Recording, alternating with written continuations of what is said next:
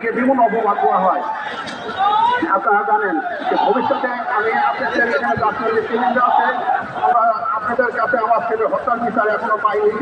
6 বছর পার হচ্ছে, কিন্তু এখন আমরা বিচার পাইনি। আমরা যেন অতি তাড়াতাড়ি আমার ছেলে যে হত্যার বিচার চাই। তাছাড়া ভবিষ্যতে এগুলি আর এই হলে যে সমস্ত র্যাগিং হয়, এখন আমাদের ডক্টর ইউনুস সরকার আছে, ওনার কাছে আমার আবেদন জানাবে যারা হলে নির্যাতনের মাধ্যমে যারা নিহত হয়েছে তাদের তালিকা করার জন্য। খালি জুলাই, আগস্ট, জুন এইগুলি হত্যার তালিকা করা হচ্ছে, কিন্তু আমাদের যারা হল র্যাঙ্কিং এর মাধ্যমে যারা নিহত হয়েছে তাদের কোনো তালিকা করা হচ্ছে না।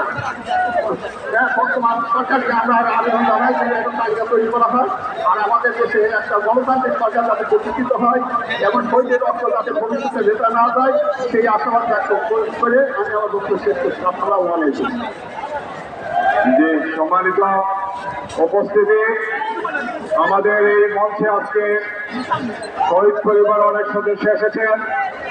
আপনারা জানেন যে 2024-এর আজকের এই দিনে সিলেটে শহীদ হয়েছিলেন তরুণ সাংবাদিক আমাদের প্রিয় ভাই আবু তুরাবের ভাই আবুল হাসান মোহাম্মদ আজরাফ আমাদের এখানে মঞ্চে উপস্থিত আছেন।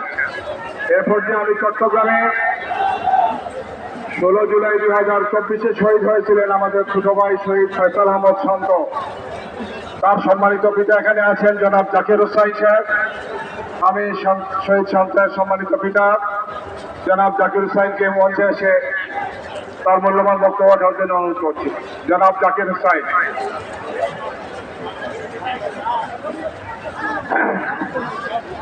আসসালামু আলাইকুম, আপনারা সবাই ভালো আছেন? আমি চট্টগ্রামের 16 জুলাই যে বাংলাদেশে 6 জন শহীদ হয়েছিল তার ভিতর আমার ছেলে শহীদ ফয়সাল আহমেদ শান্ত একজন। আমি শহীদ ফয়সাল আহমেদ শান্তের গর্বিত পিতা। আমি মোটেও বিচলিত নয়, মোটেও শঙ্কিত নয়।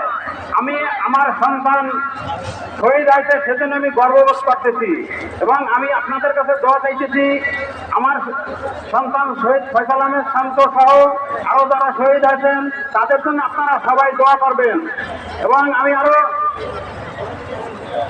দেশের কাছে চাই যে যারা যে আকাঙ্ক্ষা নিয়ে শহীদ হয়েছে, যারা যুদ্ধ করেছে তাদের আকাঙ্ক্ষা যেন বাস্তবায়িত হয় এবং অবিলম্বে জুলাই সনদ যেন ঘোষণা করা হয় এবং এই ফেসিস্ট স্বৈরাচারের যেন বিচার দূরত্ব কার্য করা হয়। এই বলে আমি আমার বক্তব্য শেষ করি। আসসালামু আলাইকুম ওয়া রাহমাতুল্লাহি ওয়া বারাকাতুহু। সংগ্রামী বন্ধুগণ, আজকের এই বিশাল জনসমাবেশ আপনারা লক্ষ্য করছেন প্রচন্ড রোদের কারণে আমাদের অনেক ভাই অসুস্থ হয়ে পড়েছেন। পরামর্শ দেওয়া হয়েছে ডাক্তারদের পক্ষ থেকে একটু ফাঁকা ফাঁকা হয়ে বসার জন্য। মেহরবানি করে আপনারা আয়োজন করে নেবেন। সংগ্রামী বন্ধুগণ, আজকের এই সমাবেশে এখন বক্তব্য রাখার জন্য আসবেন যার রক্ত যিনি পুলিশের সামনে বুক পেতে দিয়েছিলেন এবং পুলিশের গুলির আঘাতে যার বুক ছিন্ন ভিন্ন হয়ে গিয়েছিল, রংপুর বেগম রোকেয়া বিশ্ববিদ্যালয়ের মেধাবী ছাত্র, যার রক্তদানের পর বাংলাদেশের শিশু কিশোর তরুণ তরুণী, শিল্পী, সাহিত্যিক, গবেষক, নির্মাতা, সর্বস্তরের মানুষ রাস্তায় নেমে এসেছিল এবং বাংলাদেশকে শাসকের কবল থেকে উদ্ধার করেছিল।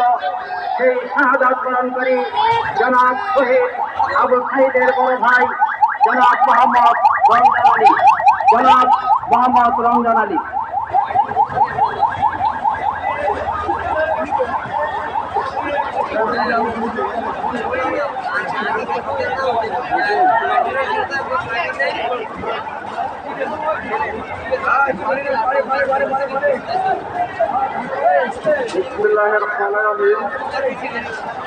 আজকে বাংলাদেশ জামাতে ইসলামী মহাসমাবেশ ঢাকা সমাজী উত্তরে আয়োজিত সভাপতি এবং প্রধান অতিথি এবং রাজনীতিক নেতৃবৃন্দ, আমাদের সামনে আছেন সাংবাদিক ভাইয়েরা এবং প্রশাসনিক কর্মকর্তা এবং এই সম্মেলনে যোগ দেওয়া বাংলাদেশের বিভিন্ন জেলা থেকে আগত ভাইয়েরা সকলে আমার সালাম দেবেন। আসসালামু আলাইকুম। আমি আজকে এই সমাবেশে উপস্থিত হয়েছি শুধু একটি দাবি নিয়ে। সেটা 16 জুলাই যখন শহীদ আবু সাঈদ 2 হাত প্রসারিত করে পুলিশের সামনে যে জীবন দিয়েছিল, সেই কারণের বাস্তবতা কি আমরা আজকে পেয়েছি নাকি? যদি সেই শহীদ ভাইয়ের তার বাস্তবতা যদি আমরা না পাই, তাহলে আমরা এই বাস্তবতা আমরা ফিরিয়ে পাই। আমরা হলে আমাদের এই শহীদ ভাইদের আমরা ফিরিয়ে পাই। এই শহীদ ভাইয়ের রক্তের বিনিময়ে এই বাংলাদেশ জুলাই এই শহীদ হয়েছে, এই শহীদের রক্তের বিনিময়ে এই বাংলাদেশ আজকে এই সমাবেশে একত্রিত হয়েছি। গত 17 বছর এই ফেসিবাদ সরকারের আমলে আমরা কি এরকম সমাবেশ করতে পারছি কিনা? যদি না পেরে থাকি, তাহলে আমাদের ভাইদের যে অধিকার, যার জন্য এই বাংলাদেশের জীবন দিয়েছে, তার সেই অধিকার আমরা আজকে ফিরে চাই। যদি ফিরে না পাই, তাহলে আমাদের ভাইদেরকে ফিরিয়ে দেয়। আজকে দীর্ঘ 1 বছর পেরিয়ে গেল, কিন্তু আজ পর্যন্ত আমরা একটি শহীদ ভাইয়ের দিতে পারি। আমাদের শহীদ ভাইয়ের দিতে চাই। আমি মনে করি নির্বাচনের আগে আমাদের এই শহীদ ভাইদের বিচারের আগে পর্যন্ত বাংলাদেশে জায়গায় জায়গায় গাড়ি বাড়ি আসছে, তারা পায়তারা চালাচ্ছে। যদি আমরা এই শহীদ ভাইদের বিচার পাই, সেই ফেসিবাদী শয়তানেরা